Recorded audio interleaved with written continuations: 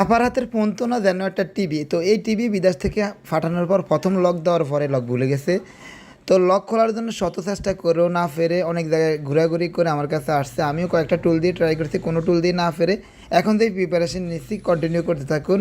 যে কোনো ধরনের ফোনগুলো আমি যেগুলো লক খোলা যায় না এইভাবে খুলে থাকি, তবে চোরাই ফোন না, চোরাই। তো এই ফাঁকে বলে রাখি, এই ফোনটাতে আমি হার্ড রিসেট দেওয়ার চেষ্টা করেছি, হার্ড রিসেটের কোনো অপশন নেই। রিকভারি মোডে গিয়ে আমি অনেকগুলো অপশন পেয়েছি, তবে ওয়াইফ ডাটা ফরম্যাটের কোনো অপশনে পাই নাই। তো ফাইনালি আমাদের এই কাজটা করা, আইসি তুলে করে থাকি। আমি ম্যাক্সিমাম কাজে এইভাবে আইসি তুলে করে থাকি। আইসি ড্রিল করার চাইতে আইএসপি করার চাইতে আমার কাছে এইভাবে সহজ মনে হয়।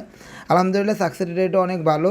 তো এই ধরনের কাজ আমি করে থাকি, আমি আগে বলে রাখছি। তবে অবশ্যই যারা ফোন নিয়ে আসবেন তারা ফোনের সাথে অরিজিনাল ডকুমেন্টস নিয়ে আসবেন, অন্যথায় আমি এই ধরনের কাজ করি না। তো দেখতে পাচ্ছেন এই ফোনটার মধ্যে এফআরভি লক নাই, এই ফোনটাতে স্ক্রিন লক ছিল। স্ক্রিন লক আমরা হার্ড রিসেট বা ফ্যাক্টরি রিসেট দিয়ে খুলতে পারি, কিন্তু এই ফোনের মধ্যে ফ্যাক্টরি রিসেট বা হার্ড রিসেট দেওয়ার কোনো অপশনে আমরা পাই নাই খুঁজে। এই বিদায় এখন ইরেজ ফ্যাক্টরি রিসেট বা ইরেজ ইউজার ডাটা দিয়ে দিলেই কাজ হয়ে যাবে।